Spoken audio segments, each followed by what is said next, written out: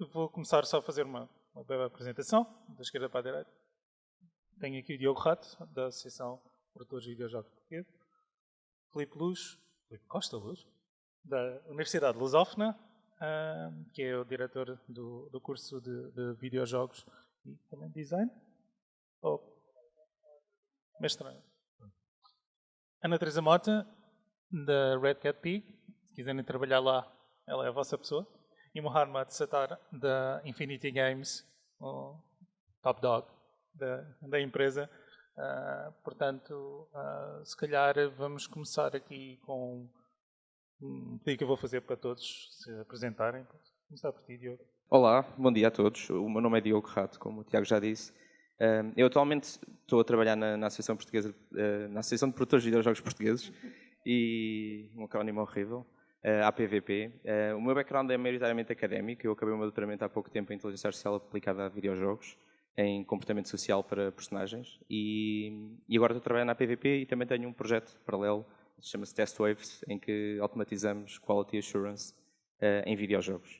E hoje espero-vos dar aqui uma breve overview também, com os meus colegas, da indústria em Portugal e as expectativas para futuros profissionais em videojogos. Obrigado. Olá, sou o Filipe, estou ligado à academia já há muito tempo. Não venho da indústria de jogos, venho de áreas que não têm nada a ver, visual effects, filmes, animação. Só como tinha uma paixão por jogos e tendo a trabalhar na indústria, há muitos anos atrás criámos, já em 2009, a primeira licenciatura, do qual o Tiago deu-nos uma importante ajuda durante vários anos lá a formar os nossos alunos. Temos atualmente também um mestrado em Game Design e agora um mestrado europeu com a Universidade de Alto e a de Luca. Portanto, tentamos trabalhar com a indústria e para a indústria e contra a indústria às vezes também. Portanto, um bocadinho de tudo. Então vá, deixa eu ver se esta coisa funciona. A mim, acho que a maior parte dos presentes já me conhece. Ana Mota, faço recrutamento para a Red Cat Pig. O que é que nós estamos aqui a fazer? Eu, no meu caso, vim para tentar dar algumas dicas para quem está a tentar entrar no mercado. Estamos à disposição, obviamente. Vão fazendo perguntas se quiserem. E passava aqui ao Mohamed. Alô, bom dia. Eu espero que vocês tenham descansado, excepto aquele rapaz ali que está com óculos de sol. Nota-se claramente que ele não descansou esta noite. Esteve a programar a noite toda. Programar? Ok, boa. Por acaso, nunca participei numa Game Jam. Eu acho que devia mudar isto um dia destes. Porque, por outro lado, tenho uma empresa de videojogos, Infinity Games. Fazemos jogos minimalistas, simples, relaxantes, aconchegantes. Mais adjetivos? São jogos que parecem fáceis de desenvolver, mas que não são assim tão fáceis de se manter e de manter a audiência cativada e a aderir aos jogos ao longo do tempo. Mas é mobile, são jogos simples, é tudo feito, grande parte dos jogos são feitos em Portugal ou por portugueses, mas temos uma equipa por todo o mundo. E a ideia é conhecer-vos um pouco melhor e mostrar um pouco do que nós fazemos cá em Portugal. E, by the way, nós, na Infinity Games, e vocês, a Red Cat Pig, somos ambos associados da Associação Portuguesa de Videojogos. E acho que isto é muito importante dizer, porque a ideia é que a associação faça coisas para as empresas de videojogos, mas também proporcione um ambiente e um ecossistema forte para que novos talentos na indústria consigam crescer em Portugal e não tenham que ir lá para fora. É isto. Ok. Não gosto desta parte do não tenham que ir lá para fora, porque nós na Red Cat Pig gostamos de ir lá para fora. Nós somos fully remote, portanto eu adoro ir lá para fora sentada na minha sala, ao pé do meu cão. Ok, vamos então pegar nesse mote. Quais são os principais desafios que vocês sentem na indústria hoje em dia? Vamos tentar enumerar um ou dois e começar o debate dessa forma. Creio que o primeiro, é assim, desafios nestas coisas de trabalho o primeiro é sempre dinheiro. E dinheiro no sentido lato do termo. É como é que conseguimos dinheiro para financiar os nossos jogos, como é que conseguimos garantir salários para os nossos profissionais que sejam minimamente compatíveis com aquilo que se está a oferecer lá fora. E dinheiro, nestes sentidos, às vezes implica aumentar a credibilidade na indústria como quase como uma atividade rentável, para as quais as pessoas estão dispostas a pagar, como estão para a música, como estão para o cinema, como estão para todas as outras áreas mais congêneres ou mais próximas. Como empresa, eu calculo que os desafios são diferentes. E uma das coisas que eu gosto a propósito desta história do ir lá para fora é que os jogos em Portugal sustentam-se com muito pouco dinheiro. É preciso pouco dinheiro que não chega. Quando nós queremos fazer jogos ao nível dos jogos que vemos lá fora para competir no mesmo mercado que todos os outros, precisamos de um dinheiro que em Portugal não circula e, portanto, o poder ir lá fora. Acho que quase todas as empresas portuguesas acabaram, de alguma maneira, fazendo pitches em Londres, na Alemanha, nos sítios onde se consegue ir buscar fundos minimamente rentáveis. E isto é um problema no sentido em que é também uma oportunidade. Neste momento, conseguimos correr a Europa toda. Para quem quer entrar no mercado de trabalho, acho que o mercado não é só o português. Ok, há uma associação de produtores, há empresas como a Infinity ou como a Red Cat Pig, mas isto não absorve a quantidade de profissionais que nós neste momento estamos a pôr no mercado. E, portanto, tudo aquilo que sejam portas para o exterior, tudo aquilo que seja co-dev, tudo aquilo que seja empresas em fully remote, tudo que seja oportunidades lá fora, contam para o nosso mercado. E acho que o grande desafio é aprender a mexer com isto e funcionar como entidades globais e não como entidades locais. Sendo que a Red Cat Pig é uma empresa açoriana e nos Açores há mais vacas do que programadores.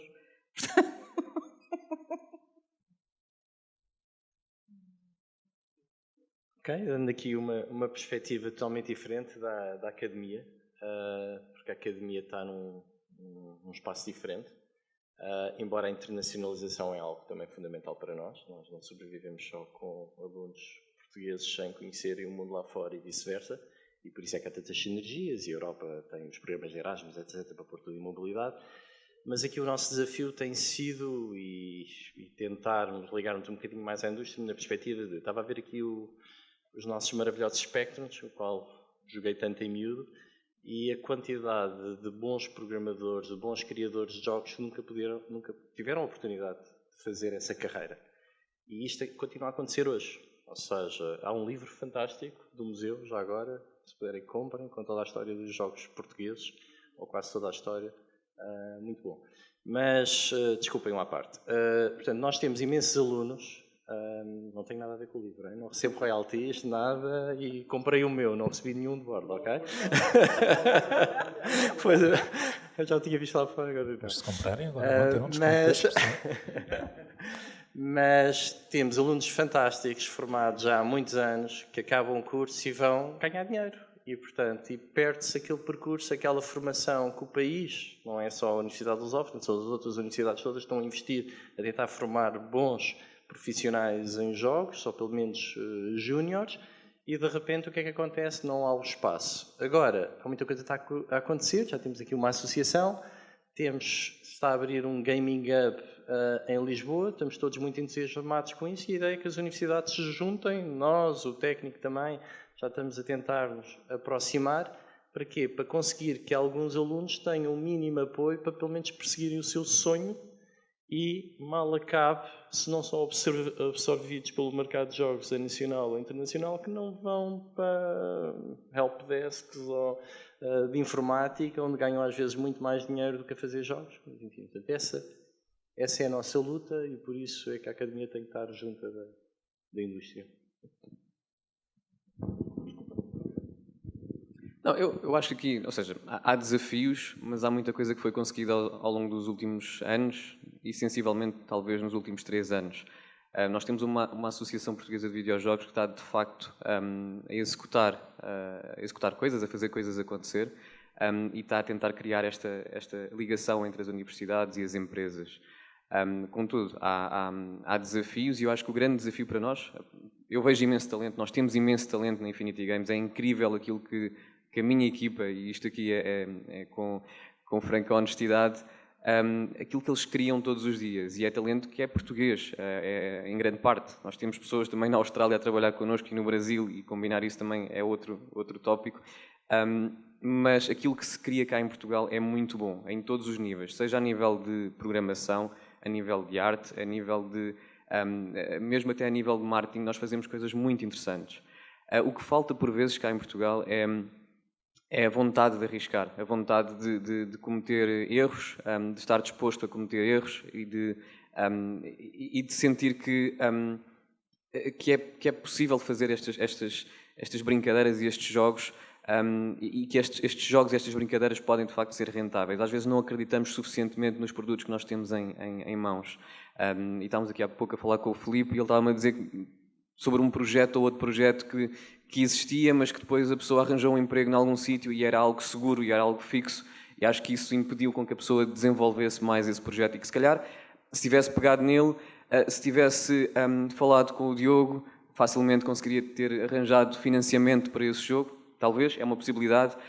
Acho que as pessoas não arriscam, e se calhar uma das coisas que menos arriscamos é em falar mais com as pessoas, em metermos só porque sim, e passamos a conhecer o Tiago, e o Tiago se calhar percebe de VR, e se calhar o Tiago tem o contacto certo que eu se calhar estou à procura para depois conseguir financiamento para um projeto ou um mini projeto que pode eventualmente colocar Portugal no mapa. Eu gosto muito de comparar Portugal a outros países que têm dimensões semelhantes à nossa. Por exemplo, Israel tem 10 milhões de habitantes. É um país com 10 milhões de habitantes, mas a evolução tecnológica que eles têm por lá e a quantidade de jogos que saem de lá é incrível. O número de startups por habitante que eles têm é incrível. Ou, por exemplo, a Turquia, que todos os dias estão sempre a criar um protótipo novo e a colocar na loja e a testar novos protótipos. São uma população maior do que a nossa, mas a indústria de videojogos lá é muito mais desenvolvida e eles não são melhores do que nós. Eles arriscam mais do que nós. E acho que é isso que é a grande diferença, e que nós precisamos de arriscar e sem ter medo. Obviamente que não é, às vezes podemos ter circunstâncias económicas e pessoais que não nos permitem fazê-lo sozinhos, e é para isso que existe uma associação e para isso que existem outras empresas e pessoas que estão disponíveis a fazer introduções e a levar as coisas mais à frente. Portanto, do meu lado, acho que é preciso arriscar. Já estou a ver que a associação pelo menos está a criar um grande impacto a nível de percepção, e ainda bem. Nós estamos a trabalhar behind the scenes em muitos projetos. A associação começou a sua atividade mais ou menos há um ano, apesar de já estar fundada há mais tempo.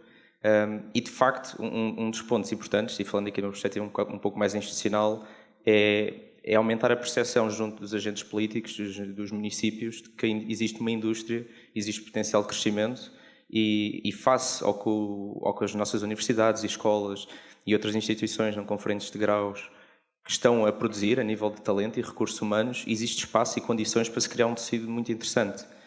No entanto, há muita falta de dinheiro, há falta de recursos financeiros e de uma rede de segurança, porque um aluno, quando sai de uma escola, quando acaba um grau ou um curso, tem duas vias possíveis. Pode decidir seguir uma via mais de empreendedor e criar o seu próprio projeto e tentar levar avante num produto, um jogo, numa jornada que vai ser muito difícil, e se não existe uma rede de segurança, provavelmente pode comprometer a sua vida pessoal.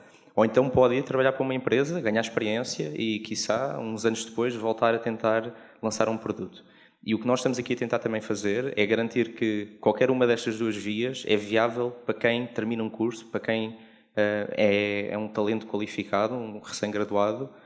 E existe, a nível institucional, existe um vácuo grande junto do Ministério da Cultura, do Ministério da Economia, dos secretários de Estado do Trabalho, de programas que possam ajudar a nossa indústria. Nós não temos nenhum tipo de benefícios fiscais que sejam setoriais para a indústria de videojogos em Portugal, e isso reduz muito a competitividade de Portugal face a outros países como Espanha, França, Alemanha, Finlândia, que é muito mais apetecível a nível salarial, os salários são muito mais altos, e as empresas têm muito mais agilidade e facilidade de pagar ordenados melhores, reduzindo a competitividade das empresas nacionais. Nós estamos a trabalhar em 2 projetos grandes, um tax credit que vai funcionar como um incentivo fiscal para as empresas conseguirem alavancar os recursos que têm. Há de demorar tempo, vamos ver o que é que acontece nos próximos anos. As conversações da associação com o Ministério da Cultura estão a correr bem. É preciso ir buscar o dinheiro a algum lado, portanto vai ter que ir às finanças, vamos ver quanto tempo é que isto demora. Mas eu acredito que isto é essencial para garantir que Portugal é competitivo face aos outros países, porque não basta ter recursos humanos, é preciso ser capaz de pagar esses recursos humanos um salário digno para o talento e para o currículo que têm. E podia estar aqui a dizer mais coisas, mas acho que esse é o principal para me ver. Força. Eu estava a pensar exatamente nisto e ainda bem que pegaste, porque é a situação que é um bocado aflitiva. Nós não podemos estar aqui a queixar-nos do nosso país, temos é que fazer qualquer coisa e ser proativos nisto.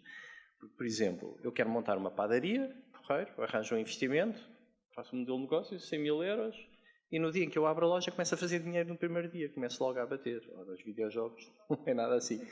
Não é? Portanto, eu preciso desse dinheiro para montar e se calhar só passado 3 anos é que começo a receber algum dinheiro. Portanto, e outros países têm exatamente esse gap que não têm que pagar impostos. Ou mesmo se formos para os Açores, eu lembro de falar com o Marco e o Marco dizia que pagava 1 euro por cada metro quadrado na altura quando abriu.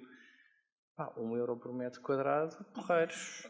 Com 200 euros ou 400, 500 euros eu tenho um campo de futsal no meu escritório, não é? Quase. Pronto. E, portanto, o nosso trabalho eu acho que será aqui um pouco este, não é não queixarmos, é como é que nós, Universidade, pressionamos o Governo, como é que vocês, a Associação, eu não sei bem qual é a resposta, não é? Para a semana, ou brevemente, vamos ter aí o Summit e vamos lá ter os nossos políticos todos a anunciar muitas coisas, mas como é que nós conseguimos pressioná-los a ajudar a mudarem aqui um bocadinho as leis, a criarem este... Enfim, tenho uma ideia. Acho que devíamos fazer uma galeria de arte, porque os jogos não são considerados cultura, não são considerados arte, não são considerados... não é como o cinema, não é como as outras áreas culturais que há em Portugal. Os jogos são considerados, se calhar, ali ainda um malefício e que as crianças não podem jogar jogos e aqui... Pois, aqui a Ana já deve estar a querer... Mas, ou seja, acho que temos que criar, se calhar, um evento em que mostremos, provavelmente em diferentes painéis ou em diferentes obras de arte, que por trás dessa obra de arte está um jogo e está trabalho de artistas e que os programadores também fazem arte e que existem coisas a acontecer que não são tão estáticas ou tão visuais apenas, mas que é a cultura. E acho que a associação e todas as empresas que estão envolvidas neste âmbito e as universidades têm que convencer o governo de que os jogos são cultura e devem ser considerados cultura, porque imaginemos, obviamente, isto é o exemplo mais parvo que posso dizer, mas imaginemos que o Tetris tinha sido feito em Portugal e não na Rússia, creio que foi na Rússia, certo? Portanto, isso era cultura, passava a ser cultura portuguesa. Ou imaginemos que nós tínhamos um Sonic feito cá em Portugal, ou outro IP que fosse originário cá em Portugal, e isso conseguiria ser transposto em cultura de forma mais fácil. Agora, o que é que nasce primeiro? É o ovo ou a galinha? Temos que ter o governo, se calhar, a apoiar-nos um pouco mais nesse aspecto. A questão dos videojogos é já uma discussão bastante antiga. Na medida em que onde é que termina um produto de entretenimento e começa a arte, e o que é a arte, não é? Porque nós temos cinema como arte, mas também há muito lixo feito para cinema, não é? A mesma coisa com todos os mídia de canais de arte, de expressão de arte que temos por aí, tem todo um pouco disto. O que é que tu achas que iria acontecer de tão diferenciador no nosso contexto se os videojogos fossem levados à arte? Ou seja, íamos buscar financiamento ao ICA. Mas o que é que achas que faria essa diferença? Não, tão simples quanto isto. Este talento que vai para fora ficaria por cá. Faria os jogos cá. E os jogos, quando nós estamos a olhar para uma perspectiva de jogo, é um pouco diferente dos filmes. Por exemplo, os filmes que nós temos cá em Portugal são feitos em português. Os jogos têm um cariz internacional. Ou seja, se nós conseguimos um jogo de sucesso feito em Portugal, teria um impacto universal, porque ele eventualmente seria feito em outros idiomas. Força. Eu quero resmungar. Não concordo nada com isto. Eu acho que os jogos são... Para mim, os jogos são uma forma de conectar com outras pessoas, independentemente se lhes chamam tecnologia, se lhes chamam arte, se lhes chamam aquilo que vocês quiserem, são uma forma de manter pessoas unidas. E a linguagem é aquilo que nos une a mercados completamente diferentes. Se nós pudermos pôr os jogos em inglês e aceder a mercados gigantescos, acho que os nossos jogos beneficiam com isso. Os jogos em português, como o cinema em português, são uma expressão de conexão com uma comunidade específica. Se nós queremos chegar mais longe e se queremos que a nossa mensagem seja ouvida por mais pessoas, temos que falar numa língua que chegue às outras pessoas, sejam elas por legendas, por localização, em termos de pôr o jogo em várias línguas e poder chegar a comunidades diferentes. Eu não acredito nesta questão do local. Sou completamente patriota por aquilo que vejo aqui sentado e eles já estão a olhar para mim com uns olhares muito assim meio de lado. Eu não acho que o futuro dos jogos seja local. Acho que nós temos que estar no mundo e conectar com as pessoas com quem queremos conectar, estejam elas onde estiverem. E, portanto, acho que o papel das universidades é ensinar a comunicar com todas as comunidades onde vocês queiram chegar, nas línguas em que quiserem chegar e com acesso à cultura dos países onde querem chegar, mas para nós a mesma coisa, que é para mim, o que é que faz a diferença sermos arte ou sermos tecnologia é a forma como nos encaramos a nós próprios e a forma como nos defendemos. Porque quando alguém chega aos 18 anos a casa e diz eu quero tirar um curso de videojogos, a primeira coisa que os pais respondem é isso não dá dinheiro, isso é uma brincadeira. Como o Mohamed já disse aqui 2 vezes, só para me irritar. Esta das brincadeiras. E a arte não é uma brincadeira, a arte é uma coisa séria e é uma coisa que merece ser respeitada como tal. Aquilo que eu acho que foi ao longo de muitos anos a escapatória de quem queria fazer videojogos foi dizer não, isto é um curso de videojogos, mas que dá acesso a outras áreas da IT onde eu posso ganhar dinheiro. E esta colagem à engenharia informática foi a escapatória de muita gente que queria tirar o curso de videojogos. A minha perspectiva é que a posição como artista nos defende da posição como os inúteis que não servem para nada e fazem brincadeiras. É arte, não é brincadeira, e era neste sentido. Deixa-me, como dizia o Ali G, let's agree to disagree. Não, acho que, pronto, aqui já estavas a alargar aqui um bocadinho o tema e eu gostaria só de retomar a questão um jogo é um produto cultural, é um artefacto e permite transmitir cultura. E uma realidade é que nós estamos a ser colonizados, de certa forma, pela indústria, pela estética japonesa, pela estética americana, etc. E como exemplo, por exemplo, a Aardman, em certa altura, quis sair de Inglaterra porque não conseguia sobreviver lá com os impostos que tinha. E os ingleses disseram não, a Aardman, portanto, quem faz a empresa da fuga das galinhas, etc., a grande empresa de animação, disse não, vocês ficam cá, e eles fizeram uma lei de impostos específica só para eles. Porquê? Isto é altamente ilegal num país, supostamente. Não. Porque como é uma empresa que transmite a cultura portuguesa, a cultura inglesa, o humor inglês típico, se eles não tiverem isso, se nós não tivermos isso, o que é que seria de nós sem os Monty Python, sem a BBC, sem toda a música inglesa? Tínhamos só música americana e só músicas... Os nossos alunos, por exemplo, muitas vezes estão a fazer jogos sobre temáticas nacionais. Começam a desenhar e o que eu vejo, olhos grandes japoneses e coisas do género. Portanto, não há referências à cultura europeia de banda desenhada, etc. Pronto, por isso é que os jogos, ou qualquer outro produto de arte, cinema, tem um papel muito importante de passar essa arte, passar uma determinada cultura, e nós temos dado cartas no cinema documental, etc. Portanto, os jogos são um veículo ótimo também para isso. Portanto, se houver, aí eu concordo com ambos nesse sentido, se nós conseguirmos exportar um bocadinho da nossa cultura, isso é interessante. Agora, claro que o mercado e a indústria também quer fazer dinheiro. Eu lembro uma vez estar a falar com o José Carlos Rola sobre um jogo de tabuleiro que ele tem, o INSI, que ele fez as mecânicas, foi vender e a temática era Moçambique. O jogo era ótimo, etc. E eles disseram aos produtores, ótimo, porreiro, mas Moçambique não. Isso não vende, vamos fazer com a China. Então está bem, ele adaptou a arte toda e a história toda com a China e assim conseguiria vender muito mais. Pronto, e o que é que foi? Conseguiu arranjar também lá a cultura portuguesa, porque aquilo é passado no século XV, salvo erro, ou XVI.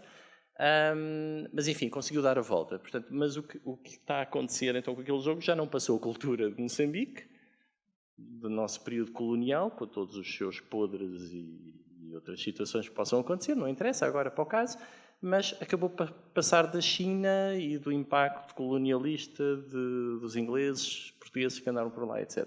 Portanto, em suma, eu não me quero arrastar aqui muito mais, é um produto artístico, é um produto cultural, transmite uma cultura e por isso é que deve ser preservada e a comunidade europeia, com isto vou terminar, está a investir muito nisto.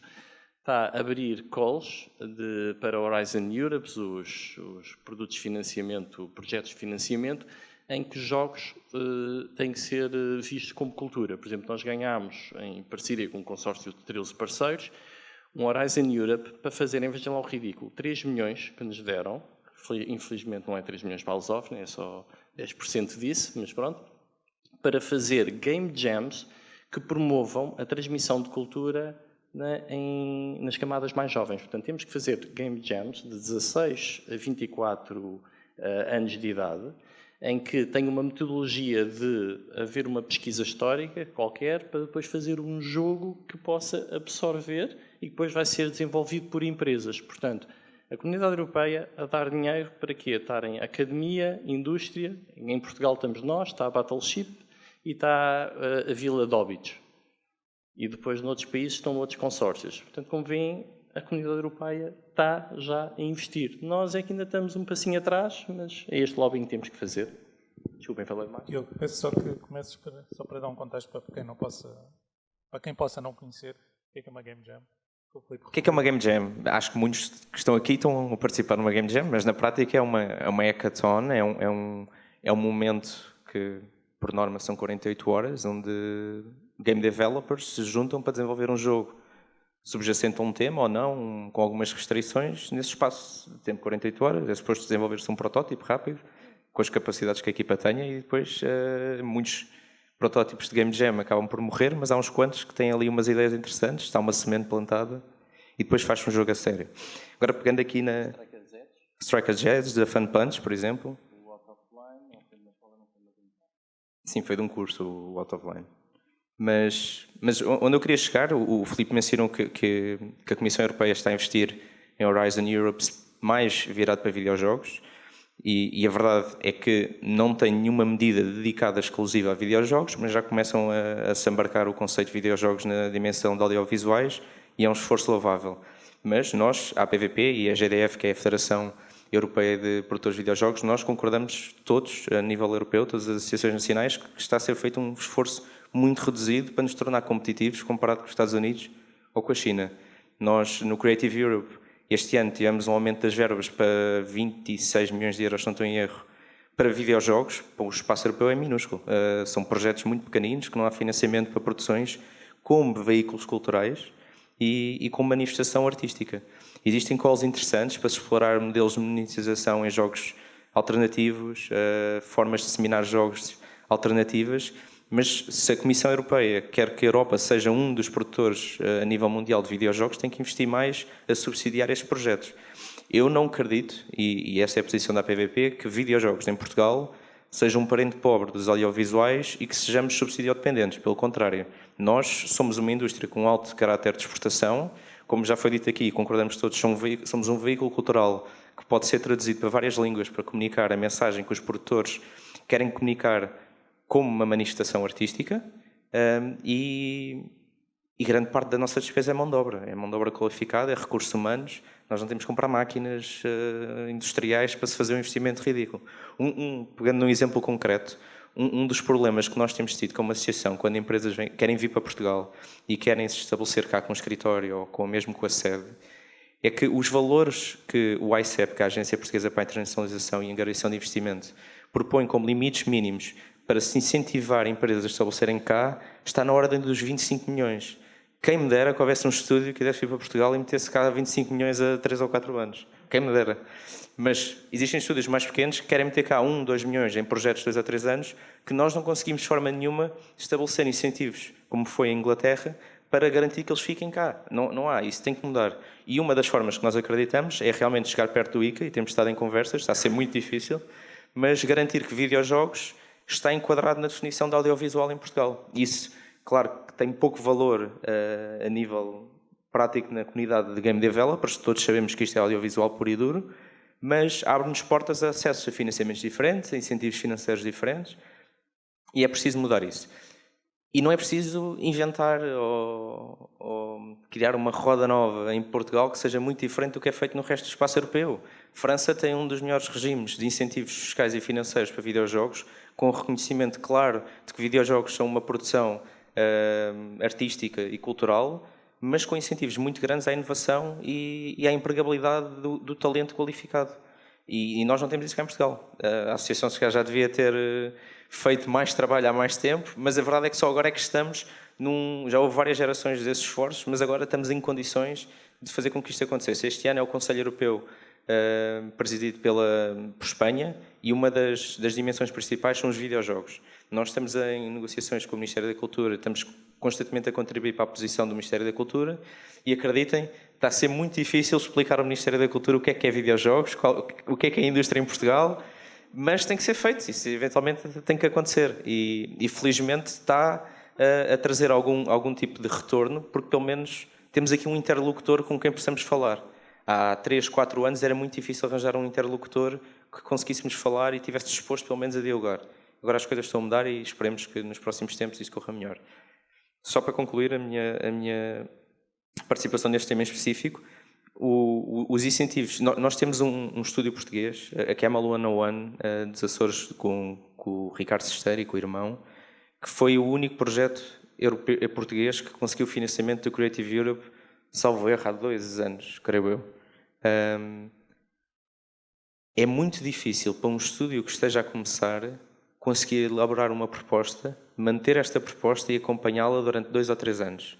Mais ainda quando ela tem que ser feita com uma antecipação de 1 ano. Ou seja, nós temos que decidir agora o que é que o mercado está a pedir daqui a 1 ano e fazer já a proposta com um risco grande de que ela possa não vir a ser aceite no futuro.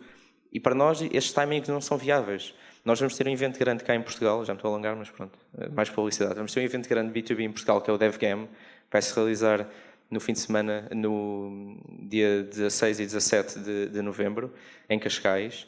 A PVP é um dos parceiros institucionais, e o que temos vindo a perceber é que existe uma falta de sensibilidade para os prazos que estes eventos exigem em Portugal dos parceiros institucionais. Eu não consigo levar um AICEP, tive que mover a fundo, foi extremamente difícil convencer a ter 2 pessoas de angariação do AICEP para estar no evento. Vão lá estar, ótimo. Mas eu se quisesse levar uma comitiva portuguesa ou ter um pavilhão português financiado pelo Estado português, que é isso que acontece nos outros países, quando vamos à Gamescom e vemos um pavilhão de Espanha, a associação operacionaliza as coisas, orquestra os esforços com as associações, mas quem mete dinheiro é o Estado espanhol, ou as regiões espanholas, é o ISEX, são as agências locais. Nós cá nunca tivemos isso e os prazos não são compatíveis. Eu, para propor dinheiro para um projeto de internacionalização, para levar ou trazer empresas estrangeiras a Portugal para o DevGam, precisava de planear com 1 ano e meio de antecedência. O evento está anunciado há 9 meses. Eu não consigo. É difícil. E isto tem que mudar se nós queremos ser realmente competitivos numa área tecnológica que está em constante evolução. Isso funciona para quê? Para indústrias que tenham um teor de inovação muito reduzido, como vinhos, as indústrias tradicionais, a moda, o que seja, em que já existe um calendário muito bem definido destes tipos de eventos. Nós estamos numa indústria que se muda todos os anos, dentro do próprio ano, a cada quarto vemos eventos novos a aparecer e temos de ser capazes de ter processos para que isso aconteça. E acho que agora, dado que nada foi feito nos últimos anos em Portugal a nível institucional, para que haja estes processos, estamos agora com uma oportunidade boa de revolucionar isto para que fique uma framework boa para os próximos anos. E com isto me calo.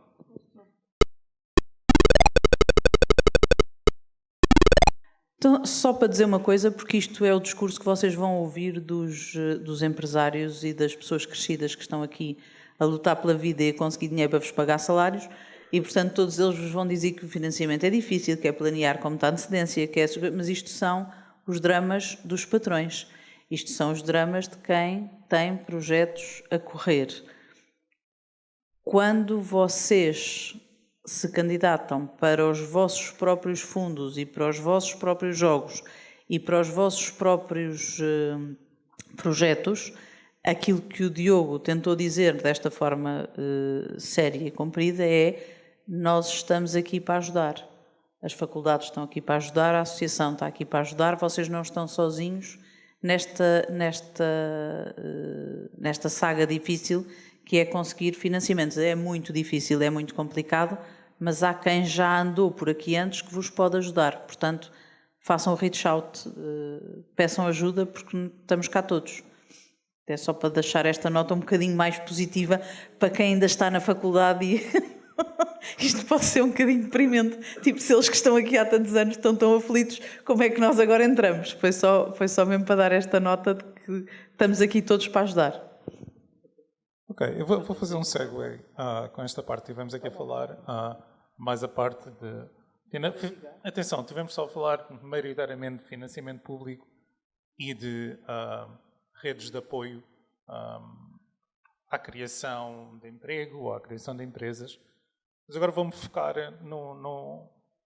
na parte que não tem tanto a ver com isso, mas dirigir-me um pouco, talvez, espero eu, o interesse da plateia, em que eu, enquanto pessoa que estou envolvido em processos de recrutamento também, na área da engenharia, tenho algumas dificuldades no recrutamento. Porque às vezes o enquadramento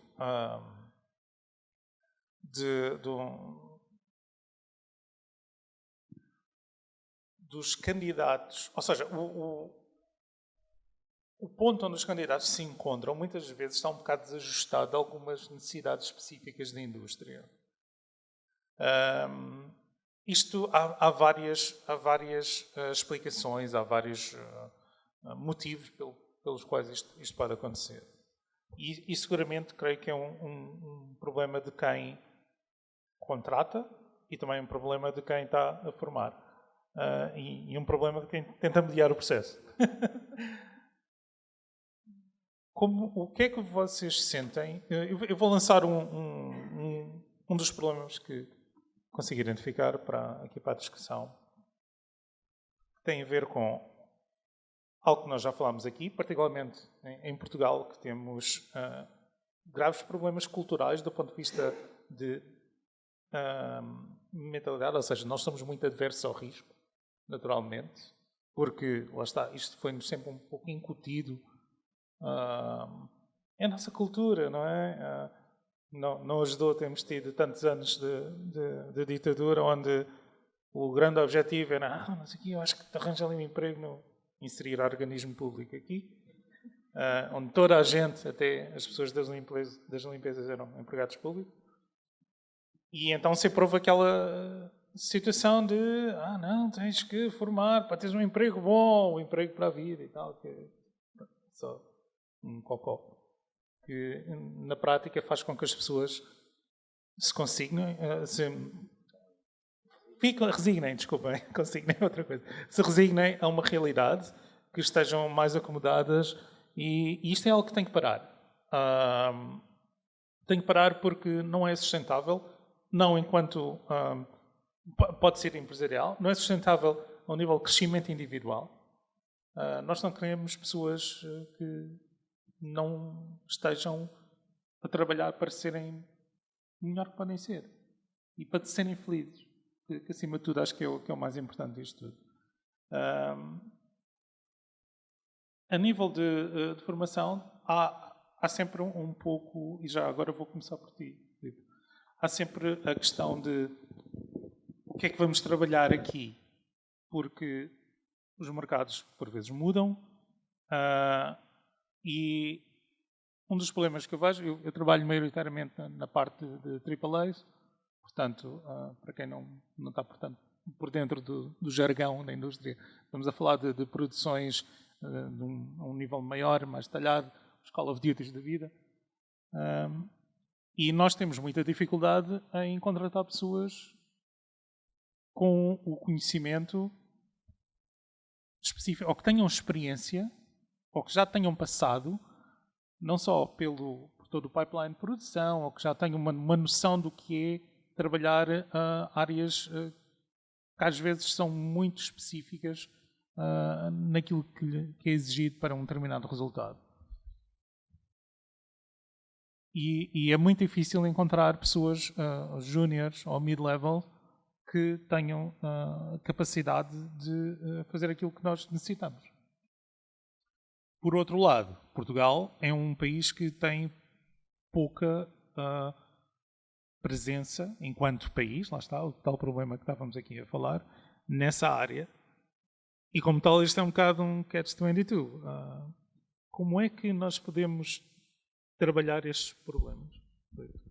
Do ponto de vista da formação. Formação. Eu acho que devíamos olhar mais para outros países, ver bons exemplos de outros países, porque infelizmente isto que sofremos aqui em videojogos vê-se no cinema e na animação. A animação existe com prémios, nós temos prémios internacionais na década de 50 e a animação é completamente subsídio-dependente e Portugal, na história da cultura, teve pela primeira vez uma longa-metragem de animação há 2 anos atrás a estrear, que é ridículo.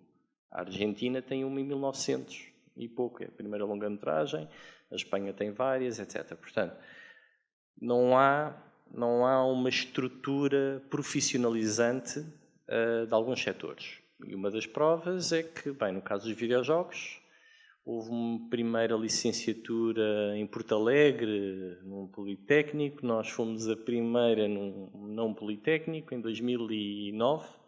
Era muito difícil arranjar pessoas. E Portugal não tinha formação nesta área. Então, na altura do ano 2000, havia formação técnica em animação 3D e programação, etc. Mas só havia educação e assim uns cursinhos livres. França e Inglaterra têm a academia virada para a indústria, uma academia virada para pensar os problemas, reflexão, uma atitude mais crítica.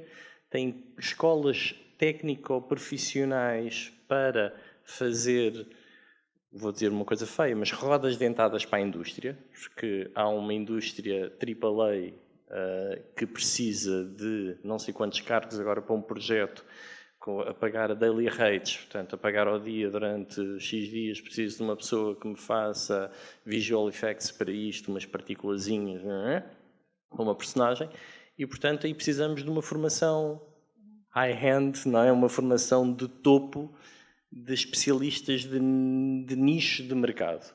Ora, nós numa academia não podemos fazer isso de todo, porque lá está, se fôssemos formar, nós temos uma formação, usámos uma plataforma, que agora está na berra, ou Unity, porque queremos é que eles façam jogos, e que pensem os jogos, e que os jogos aconteça qualquer coisa. Então não interessa se é Godot, se é Unreal, sei o quê. Hoje em dia já temos que refletir um bocadinho, mas é por outras razões.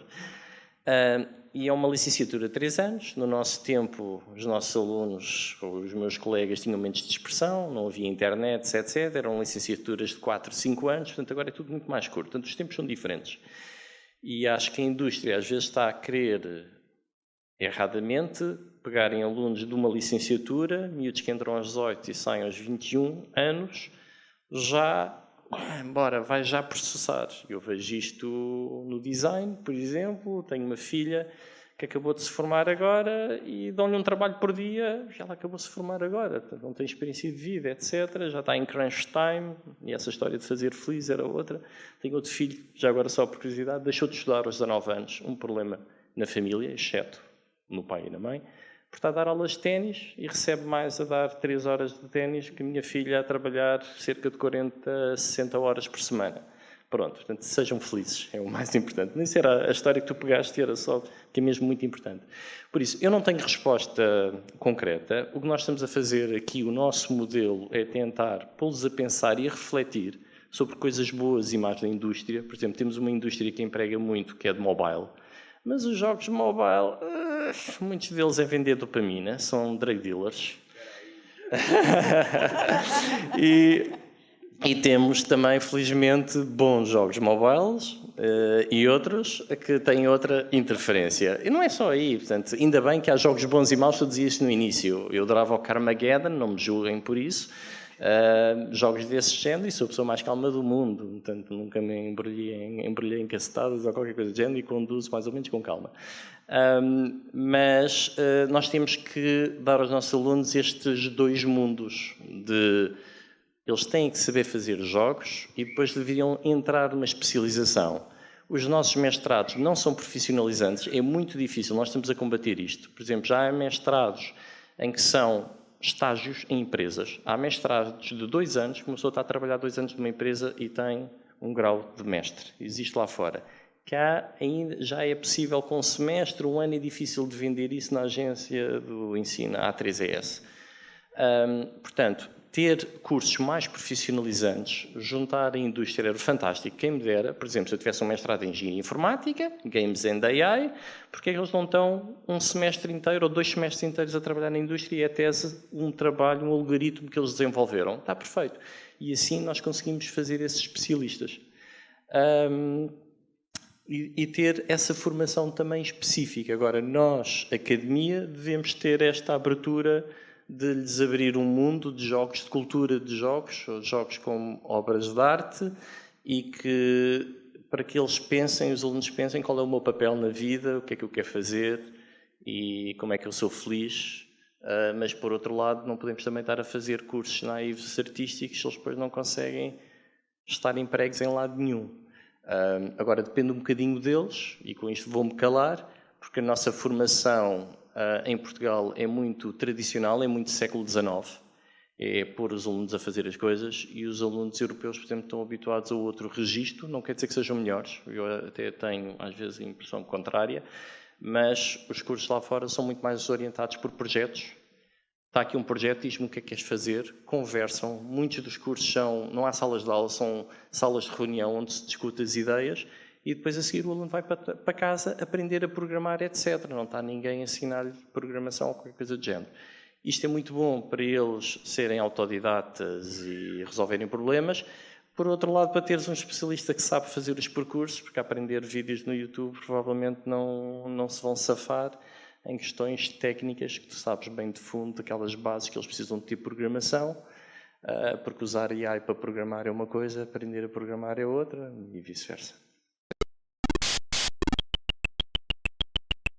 Nós, na Infinity Games, nós trabalhamos jogos mobile e não é por acaso. Ou seja, nós temos uma noção do que é a talent pool que existe em Portugal e vemos que é muito mais fácil e muito mais imediato perceber como desenvolver um jogo em mobile e como medir os resultados desse jogo em mobile. Nós podemos pegar no exemplo turco, em que eles não têm grandes escolas de desenvolvimento de jogos, não têm muitos estúdios AAA, mas o que eles fazem é teste em persistência. O que eles têm feito até ao momento, e são muito populares por isso, tanto eles como os franceses, mas mais talvez os turcos, em que é correr a fazer um joguinho que é feito se calhar em 2 dias numa Game Jam, um jogo que é feito em 1 semana, lançar esse jogo e ver como é que o público reage. E se esse jogo e se o público reagir bem, se tiver um bom engagement e se tiver boas métricas, eles desenvolvem o jogo e tornam o jogo um pouco mais aliciante e mais interessante. Essa é a estratégia que tem sido feita em mobile, especialmente dentro do segmento de jogos hiper-casuais, que são aqueles joguinhos como o Helix Jump, ou aqueles joguinhos que só se jogam em uns minutos e depois deixam de lado, e que vêm muitas crianças a jogar em diferentes sítios. Esses jogos não requerem grande conhecimento artístico, não requerem grande conhecimento técnico, e são uma boa porta de entrada para alunos que acabam de sair de uma licenciatura, ou de um mestrado, ou de um curso profissional até. E são um veículo interessante para o sucesso.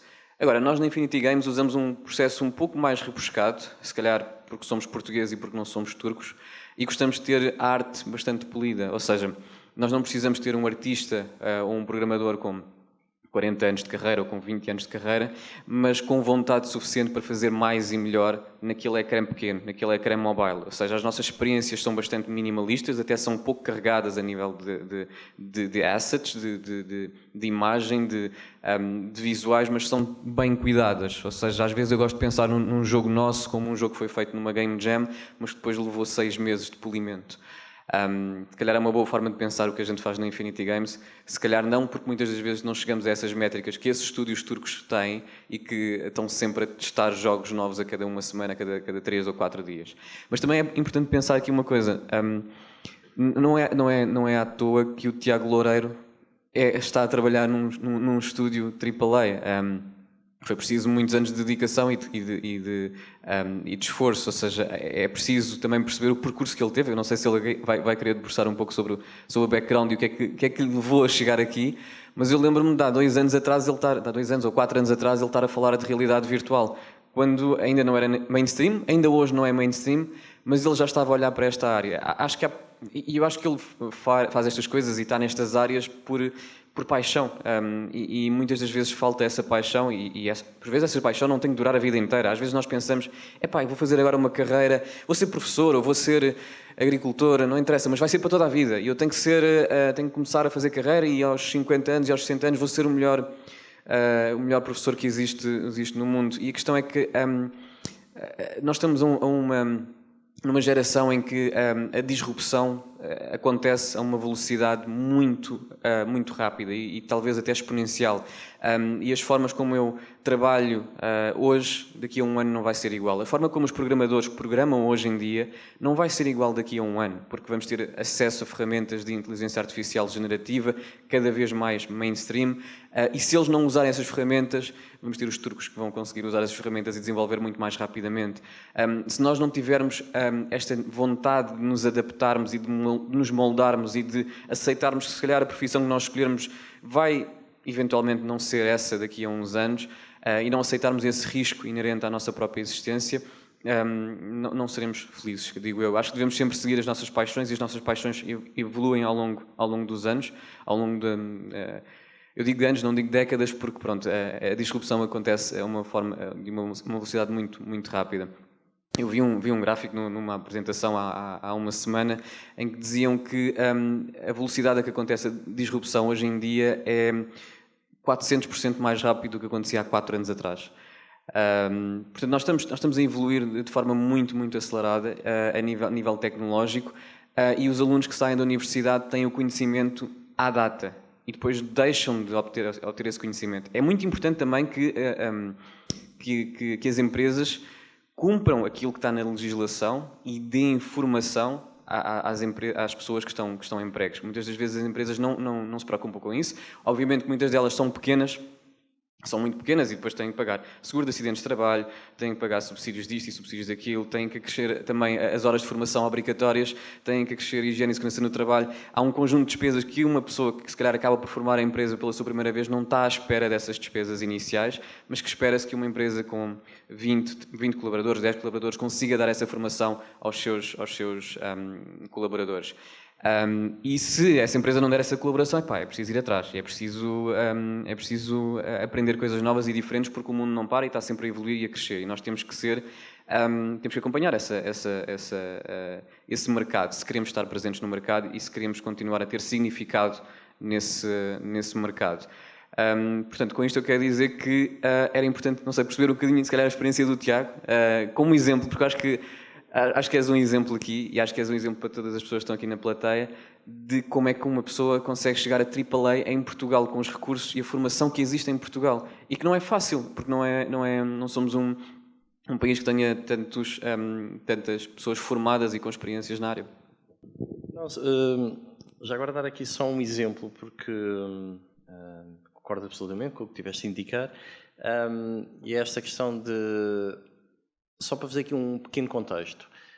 As universidades em Portugal, há esta pressão que tu estavas a dizer de fazer um curso. Portanto, mal acaba-se o curso, não há gap years, não há nada e entra-se na faculdade. E os cursos de videojogos são maioritariamente masculinos. Os de engenharia informática têm para aí cerca de 10% de raparigas. No técnico, às vezes, até um bocadinho menos. Andam por aí 12%, 13%. Os videojogos andam ali nos 17%, às vezes 20%. E nós sabemos que a maturidade, eu falo por mim, mas de um modo geral, a maturidade de um rapaz de 18 anos não é a mesma coisa que uma rapariga às vezes de 18 anos. E o que é que acontece? Eles são muito novos, 18, 21, como eu estava a dizer. Portanto, isto apresenta aqui uma curiosa característica na formação. E qual é a diferença quando eles são um bocadinho mais velhos? Já experimentaram, já trabalharam, alguns deles, e já vem com uma ideia mais definida. Porque os nossos cursos são porreiros, nós temos uma formação ótima, a engenharia informática então é fantástica no nosso país, não é? E, por exemplo, tenho lá um aluno que era um bocadinho mais velho, Pedro Bezerra, faz um curso e ele sabe, eu quero fazer partículas, para videojogos. Portanto, faz um projeto final de curso que é cheio de partículas por todo lado. Mal acaba o curso, em setembro está a trabalhar na Room 8, e no final do ano, ou seja, menos de um ano depois de ter saído, já estava a fazer visual effects para o Prince of Persia e agora está noutro AAA qualquer. Portanto, ou seja, há esse espaço quando uma pessoa tem já mentalmente o que é que quer fazer. Eu fiz uma licenciatura de 4 anos, entrei 2 anos mais tarde e sabia lá o que é que eu queria fazer numa licenciatura. Queria curtir a vida, etc. Portanto, há aqui este gap. Portanto, às vezes temos esses alunos que, quando sabem, estão completamente obstinados. E temos aqui alunos fantásticos, com alma, que vêm às Game Jams, etc. e evoluem. Esse é o primeiro passo. Mas, portanto, nós temos este constrangimento em termos de formação. Eu sinto isto, até porque os alunos de Erasmus que eu às vezes recebo são muito mais velhos, normalmente, porque têm, lá está, os países dão algum apoio, eles acabam a licenciatura no secundário, vão dar uma volta, e entram. Enfim, portanto, entrar de modo profissionalizante, os casos de sucesso que nós temos ou tem um patrocínio que eles ficam ali durante um ano a trabalhar no seu projeto e ganhar mais experiência e ir a eventos, ou então são que eles têm a ideia muito bem definida e conseguem dar o salto, experimentando muitos jogos, conhecendo pessoas como o Tiago, entre outras, nestes eventos, e pronto. Temos o caso que tu conheceste, a Eva Vital, está na Fortis, portanto, uma aluna extraordinária, campeã de salto, tinha um recorde de barreiras, vinha da atleta, vivia nas Caldas e veio estudar, e foi provavelmente a melhor aluna que tive no curso, aluna, e foi trabalhar para a Doppio na altura, Fortis, etc. Portanto, quando os alunos, e lá está, um bocadinho mais velha também, já com algum portfólio, enfim. Portanto, posso só dizer uma coisa antes de irmos ao exemplo do Tiago, que acho que de facto vale a pena para ilustrar aqui o que é que se consegue fazer. Acho que há aqui uma questão importante entre uma formação que é boa e que as empresas reconhecem como válida. Nós na Red Cat Peak temos pessoas da Lusófona, dos Politécnicos de Leiria, de Aveiro, de Lisboa e de Setúbal. As empresas nacionais confiam nos cursos de videojogos existentes no mercado nacional. Confiam como abordagem alargada, confirmam a valência nesta ideia do gosto pelos videojogos, da prática dos videojogos, do contacto com a indústria. Acho que falta aqui, há um gap que o Tiago refere, que nós sentimos no recrutamento, há um gap grande entre a faculdade e o júnior que começa a trabalhar. E este gap, na minha cabeça, chamava-se um estágio. Acho que isto não existe no sentido real do termo. As empresas estão longe da academia, embora a academia faça um esforço para se chegar às empresas, as empresas não fazem um esforço para se chegar à academia e para dizer, ou pelo menos é a percepção que eu tenho, para dizer, vamos criar aqui um espaço, eventualmente patrocinado pelo Estado, para fazer estas formações, para dar aos alunos um ano de trabalho de pesquisa, de trabalho de entrada no mercado, de trabalho a descobrir uma área de vocação específica. Nós, no nosso caso, temos o multiplayer, que é uma característica dos nossos jogos. Pegamos em alunos que aprenderam a desenvolver em Unity e andamos a afogá-los em Photon Quantum, quer eles queiram, quer não, porque mas é um período de aprendizagem que têm que ser as empresas a permitir que os alunos façam, porque senão eles, quando chegam ao mercado de trabalho, de facto não estão capazes para entregar aquilo que a indústria precisa deles como profissionais.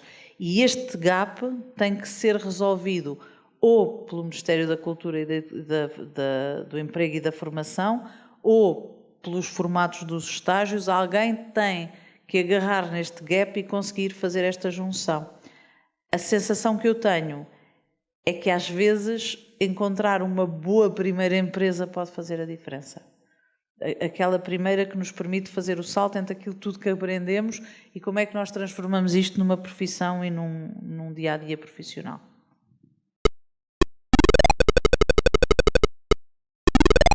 Não sei se concordam em tudo.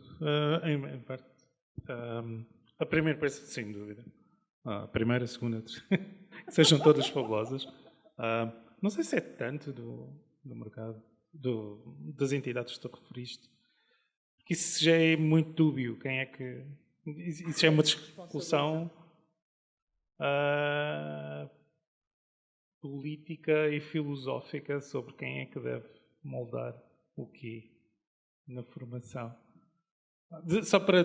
Pronto, eu não quero estar a aborrecer ninguém com a minha história, mas eu sou aquela pessoa que nasceu tarde demais para fazer a diferença no início da tecnologia e cedo demais para apanhar algumas trends que lixaram. Portanto, lá está. Eu sinto sempre que estou assim um bocado fora daquilo onde eu gostaria de estar, mas acho que isso é uma condição humana.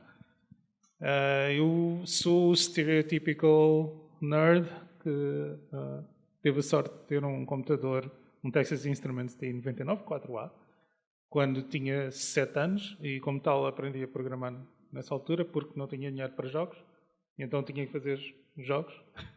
Depois, mais tarde, tive um Spectrum, e foi um computador onde aprendi a programar mais. Tenho pena de não ter aprendido a programar tanto quanto eu gostaria, porque não tinha acesso a recursos lá está, não há internet, e tudo tinha a ver com a nossa rede de contactos, e eu sendo uma criança que era super protegida em casa e não podia sair, e essas coisas todas horríveis, acabei por não contactar tanto com pessoas. E depois, quando conhecia pessoas, aí, ok, o que é que eu posso absorver aqui? Comecei a programar Pascal, depois mais tarde C. Mas também, mais estereotipado, foi a pessoa que tentei encontrar assim um percurso académico, porque lá está, vinha naquela linha, tens de ter um curso e tal. Eu acho que isso acontece muito quando as pessoas da família não têm licenciaturas, então querem que os outros... pronto, tens de ter um curso, vais ter um emprego, tens de ir para a gestão e tal. E eu não fiz nada. Então eu fui aquela pessoa que entrou... ou seja, candidatei-me ao ensino público, porque o ensino público, toda a gente sabe que estou a brincar, é que era bom. Não entrei em nada, então o meu pai achou que eu não deveria estar um ano sem fazer nada e ajudou-me a suportar uma candidatura a matemática aplicada na Lusíada. Estive lá, achei que aquilo não era para mim, passado o ano, mudei para gestão, porque cenas... Achei que aquilo não era para mim, depois mudei para Psicologia, depois achei que aquilo não era para mim. Depois tive assim há algum tempo, mas eu trabalho full-time desde o 17. Portanto, tinha que comprar comida. Comida não faltou, mas roupa e tal. Era importante. E a uma dada altura, ok, não, agora é que é. Engenharia Informática. E estive na FCU. Gostei bastante e acho que aí sim estive na altura certa, no momento certo, com as pessoas certas, porque sinto que todas as pessoas que eu conheci tiveram um impacto muito grande na minha vida, desde professores a colegas, que de algum ponto ou outro consigo situar o sítio onde eu estou hoje em dia por alguma conversa, algum impacto, alguma influência que tive nessa altura no meu caminho na área de engenharia e videojogos. Mas lá está, eu não comecei a trabalhar em videojogos. Apesar de estar há 20 anos na indústria de videojogos, na parte de engenharia, já trabalhava antes, também em engenharia, mas não necessariamente em videojogos. Eu venho da AI e trabalhava em AI, way before it was cool, antes de trabalhar em videojogos. Mas lá está, também a parte estereotipada que estou a dizer é que cheguei a uma parte do meu curso em que achei, não dá a aprender nada aqui. Então desisti. Porque era frustrante algumas coisas no curso, para mim, e como eu estava a trabalhar a tempo inteiro, eu não precisava de mais uma fonte de frustração. E então decidi, ok, que se lixe. Depois fiz as coisas de tudo. Eu acho que sinto que vivia a vida em hard mode, porque a uma altura criei a minha própria empresa de videojogos, não percebia nada nem de criar empresas de tecnologia nem de videojogos, e tentei fazer coisa melhor que sabia. Na altura estávamos a desenvolver um engine. Isto é antes de Unity e Na altura, aquilo que havia mais próximo de um engine indie era o Torque Game Engine Advanced, porque nessa altura licenciar um Unreal teria cerca de 3, 4 milhões e era só mesmo para AAAs. E nós começámos a desenvolver um engine e passados uns tempos ouvi falar de uma coisa chamada Unity. Pensei, nós não tínhamos dinheiro nem capacidade de competir com a Unity. E isso foi uma experiência muito enriquecedora, porque foi aprender como é que se faz, como é que se fazem coisas, como é que se está na indústria, como é que se entra na indústria, vindo do nada, não é? Porque aquilo foi um bocado revolta de género. Eu tentei arranjar empregos, vi uma empresa que era Eurogamer, fazia os jogos do Harry Potter, tentei entrar lá, depois havia mais umas quantas empresas em Portugal que também não entrei por este ou aquele motivo, e eu tentei, se lixem, vou fazer o meu próprio emprego. E esse processo de aprendizagem foi um bocado gostoso, claro, que também teve momentos interessantes, mas não havia nada, não havia grande forma de obter conhecimento. E não havia os eventos de networking que nós temos, não havia uma PVP que não havia nada. E as pessoas não falavam. Era um grande problema antigamente. Hoje nós conhecemos todos, já falámos todos em eventos, já trabalhei com o Filipe, mas todos nós aqui já nos conhecemos antes de hoje. Naquela altura não era bem assim. Não havia tantos canais de comunicação, não havia... Nós hoje em dia podemos não ter um cluster de videojogos, mas temos uma indústria, temos algumas formas de comunicação. Pronto, long story short, passei por uma série de coisas, empresas onde tínhamos zero dinheiro para fazer videojogos, tive empresas onde tínhamos dinheiro infinito para fazer videojogos, e isso levou-me também a aprender um pouco como é que é trabalhar com dinheiro, ou seja, quando há dinheiro, o que é que podemos fazer para potenciar. Já estive em mobile, já tive VR, vão falar no Quantum, eu estive no desenvolvimento do Quantum, antes dele sair para o público, já estive nos quantos projetos icónicos, acabei por trabalhar muito em multiplayer e eu acho que se calhar o jogo mais icónico onde eu já trabalhei é o Call of Duty, o Modern Warfare 2, e isso foi uma experiência também muito interessante. E chegou um ponto da minha vida onde eu disse, não, eu quero trabalhar no tipo de jogos que eu jogo. Pronto, são tipicamente AAA. Apesar de eu ser grande fã de indies, houve uma altura, eu trabalhei na Miniclip durante uns anos, lancei o 8 Ball Pool, mas depois chegou uma altura que eu queria fazer outra coisa, então estive a fazer um jogo indie. Foi back to basics, 3 pessoas num quarto, literalmente, a fazerem um jogo, depois um bocadinho mais. Foi uma experiência também muito interessante. E essa parte do financiamento, nós sentimos isso porque nós recebemos financiamento do nosso publisher. Isto foi em outubro ou novembro. E depois o Estado português é tipo, estes tipos têm dinheiro, vamos esmifrá-los porque eles não têm despesas suficientes. Porque lá está, fazer um videojogo demora. É no tempo, e durante esse tempo estamos só a queimar dinheiro. Mas para o Estado português é, eles têm dinheiro não justificado, lucro. Não. Por isso é que fazer videojogos em Portugal é complicado. Nós somos uma indústria de serviços, não é? E então o nosso tecido fiscal, ou os nossos modelos fiscais estão muito baseados ou em tecido, ou em serviços, ou em retalho. Porque é o que Portugal sempre fez.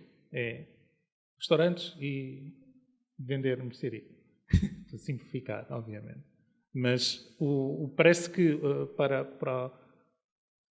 que o nosso modelo fiscal não entende o desenvolvimento de produto. E isso é um grande problema. É isso que devia ser mudado e eles estão a lutar para que aconteça.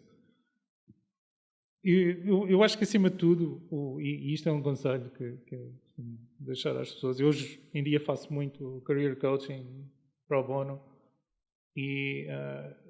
porque acho que é importante as pessoas falarem muito e conhecerem, e às vezes salários e isso é uma coisa que não se fala. Os grandes problemas deste país e muitos outros, é que não se fala nem de política, nem de religião, nem de dinheiro, não é? E devia-se falar mais de todos esses temas. Porque a falar nós chegamos a um consenso, ou um entendimento, ou simplesmente agree to disagree, com mais estes temas. E a forma como nós temos, qualquer pessoa pode ler, não sou especial, eu acho, sou uma pessoa banal. Mas acho que qualquer pessoa tem a capacidade de estar a trabalhar naquilo que quer. Basta querer e fazer. Nós, felizmente, estamos numa área onde é muito meritocrática. Ou seja, eu quando estou a contratar alguém não quero saber de onde é que a pessoa vem, quero saber o que é que a pessoa faz, ou fez, ou é capaz de fazer. Ao contrário deste tipo de profissões que requerem algum tipo de validação ou acreditação exterior, nós não. Porque, à partida, ninguém vai morrer se alguém fazer um erro, se alguém fizer um erro no código, não é? Portanto, temos essa vantagem. E ao termos essa vantagem faz com que não há barreiras. E hoje em dia temos acesso ao conhecimento, temos acesso ao networking, de uma forma que não tem precedentes. Nós conseguimos falar com, 90% das pessoas com quem quisermos falar hoje em dia. Elas estão lá, estão ao acesso nas redes, estão ao acesso nos eventos. E isso acontece. Temos acesso à educação, temos toneladas de formação que podem ser utilizadas para complementar a nossa capacidade. Eu faço cursos regularmente temos de desatualizar. Eu, quando comecei a trabalhar em AI, Machine Learning era uma coisa assim, está fixe. Aliás, Machine Learning vem dos anos 60, 70, mas toda a parte de redes neuronais nunca foi muito desenvolvida porque não havia capacidade a nível de hardware para suportar esse tipo de desenvolvimento. Hoje em dia, há pouco tempo eu fiz um teste, deixa cá ver, vou só utilizar ferramentas gratuitas, não é? Ou seja, Google Colab, tenho acesso a maquinões que não teria acesso há não sei quanto tempo, e de repente, em 15 minutos, estou a gerar imagens, algo que seria impossível há uns anos atrás. Nós estamos numa altura muito interessante. Claro que isso tem os seus desafios, não é? Competição, há muito mais pessoas que aproveitam isso, e como tal, há muito mais oferta, por assim dizer. Mas, por exemplo, em engenharia, há mais vagas do que pessoas no mundo. E mesmo apesar de agora haverem, infelizmente, situações muito horríveis, particularmente na nossa área, com despedimentos, as pessoas de engenharia acabam de se safar de uma forma ou de outra. Há sempre coisas para fazer.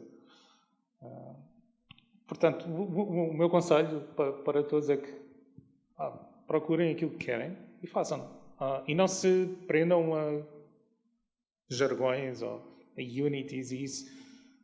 Isso vai desaparecer um dia, porque tudo é efêmero. Está toda a arte efêmera. Tudo um dia, tudo morre, não é? Inclusive nós. Mas não devemos estar preparados e devemos nos adaptar. Eu acredito que especialização é muito boa numa coisa, mas a ultra-especialização é boa para os insetos, não é para nós. E como tal, devemos estar sempre receptivos a isso.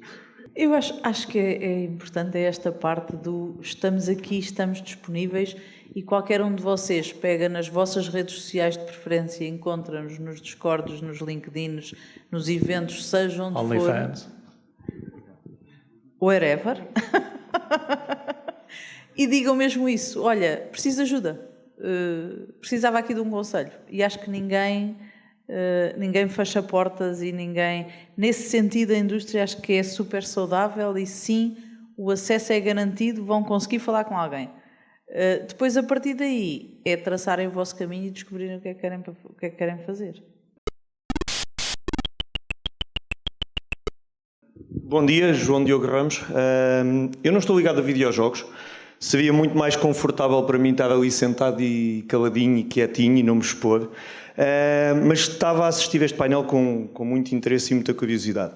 Eu sou de Engenharia Informática, diria que se tivesse alguma proximidade, identifico-me muito com o que o Tiago descreveu como percurso de carreira, mas o que me fez querer falar nem foi tanto isso, foi o comentário que o Filipe fez há bocado da melhor aluna. Porque tudo o que vocês descreveram aqui eu ouço na tecnologia há muitos anos. As dificuldades de financiamento de quem faz produto, seja videojogos ou não, claro que os videojogos se calhar obrigam a um investimento muito maior, muito mais difícil. A preparação dos alunos quando saem da faculdade, até que ponto é que são especializados ou são cursos de espectro largo. Portanto, tudo isto são coisas que eu também já ouvi. As dificuldades do governo, da maneira de financiamento público. Uma coisa que eu não vi falar aqui, tenho alguma curiosidade se existe ou não.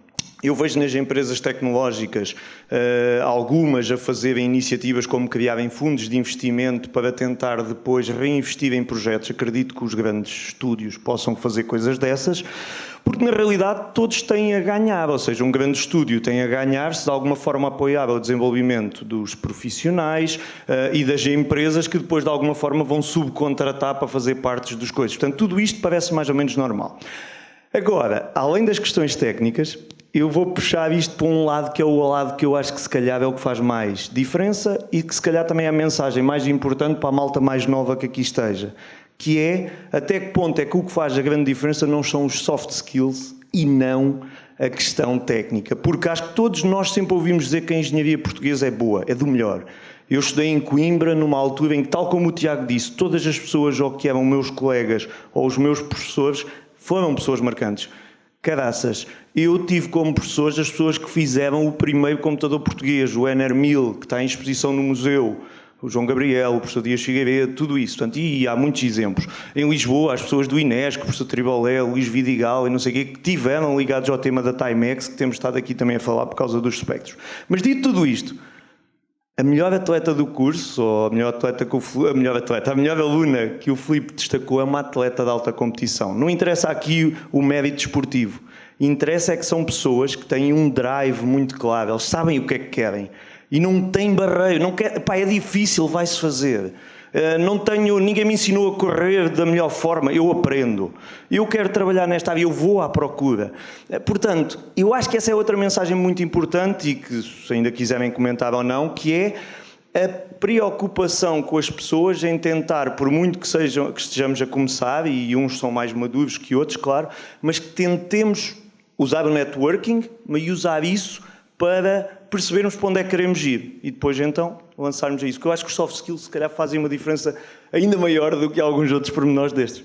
E era isto. Obrigado. Olha, eu acho que soft skills para mim se calhar quer dizer outra coisa. Aquilo que tu referiste como a garra, a gana e o faço porque sim, o não desisto e o venham... Já não sei quem era, eu trabalho na Burger King, mas eu acabo o curso, não é? É exatamente isso. É a persistência e a paixão, quando nós sabemos exatamente onde é que queremos ir. Pode não ser onde é que queremos chegar, pode não ser exatamente o que é que queremos fazer, mas para onde é que queremos ir, a força com que vamos é outra. Soft skills, para mim, tem a ver com a agilidade social com que te movimentas no networking. Uma das coisas giras que eu acho nesta indústria, e de facto a meritocracia funciona, é, nós, pelo menos na Red Cat Pig fazemos assim, e isto é uma prática que vamos usando, nós não estamos à espera que as pessoas que nos contactam sejam mestres da conversação ou consigam sobreviver a entrevistas. Já me aconteceu pessoalmente ter candidatos que me dizem eu vou estressar muito na entrevista. E aquilo que eu faço é, eu mando-te as perguntas, eu ligo a câmara e tu não, mas porque eu não estou aqui para avaliar quão bom és a conversar ou a estabelecer redes. Eu quero ver um portfólio, eu quero perceber o que é que queres fazer, eu quero perceber quem tu és. Portanto, as soft skills nesse sentido não, mas o drive e a paixão que tu puseste nas coisas que fizeste e a construção do teu portfólio que mostra como é que tu te portas é fundamental. Vou ser honesta.